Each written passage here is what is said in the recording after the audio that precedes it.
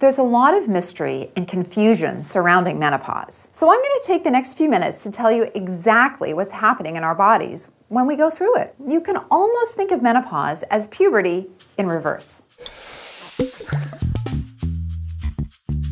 Hey, it's your favorite OBGYN, and I'm here today to talk about a subject that I find truly fascinating, menopause. Chances are you probably don't find it quite as gripping as I do, but I promise that if you can get past the horror stories, you'll be riveted too. Whether you're going through it or know someone who is, you'll recognize there's nothing to fear. So what exactly is menopause? Technically, menopause is diagnosed 1 year after the final period.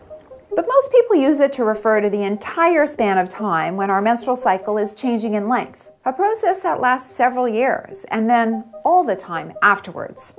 So it's best to think of menopause as a continuum, starting years before during what is called the menopause transition.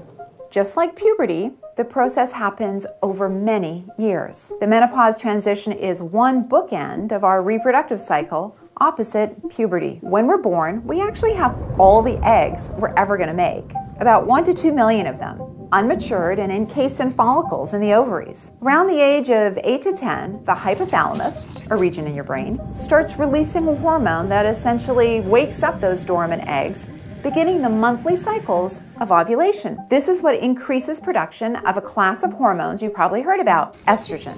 Estrogen, along with other hormones, begins a delicate hormonal dance that once a month results in the most mature egg leaving its follicle and traveling down a fallopian tube. The body builds up the lining in the uterus, the endometrium, to house the egg. And if the egg isn't fertilized, the lining sheds and we have our period. This cycle repeats over and over and over for decades. On average, sometime in the mid-40s, ovulation starts to get erratic. We just don't have as many eggs, and the ones that remain may not be as healthy anymore. Estrogen can be lower some cycles, and even higher during others. This is the menopause transition, hormonal chaos like puberty. Only this time, when estrogen levels stabilize, they'll be much lower than they were before. This very normal decrease in estrogen and other hormonal changes does come with medical concerns, such as osteoporosis, heart disease, diabetes, and vaginal dryness. Some of us are lucky and we will have no or mild symptoms.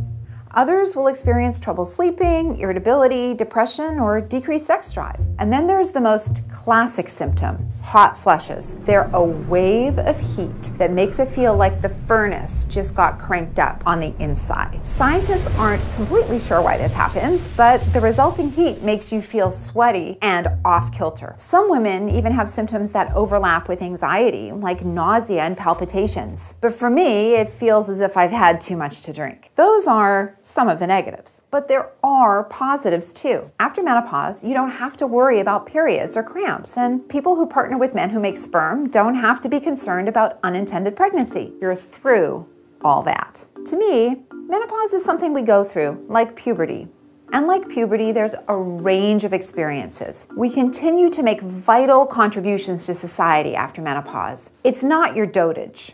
Your worth has nothing to do with your ovaries. So let's say you're in the menopause transition. What are the best things you can do? If you're suffering, there's almost always some kind of help. If you smoke, definitely try to quit. Not only will it reduce your risk of heart disease, it might also reduce some symptoms of menopause. Reducing stress and getting enough sleep is also good. Focus on eating a healthy, balanced diet rich in calcium and vitamin D for healthy bones. And try to get at least 150 minutes of moderate physical activity a week, especially if it's weight-bearing exercises, like hiking, dancing, or jogging. If you're losing sleep or having hot flushes or experiencing other symptoms that affect your quality of life, talk to your doctor. Don't rely on wearable magnets or so-called compounded hormones. These are unproven and have risks. There are a variety of proven options, from cognitive behavioral therapy to FDA-approved estrogen and some non-hormonal medications that can be very helpful. There are so many permutations and combinations of options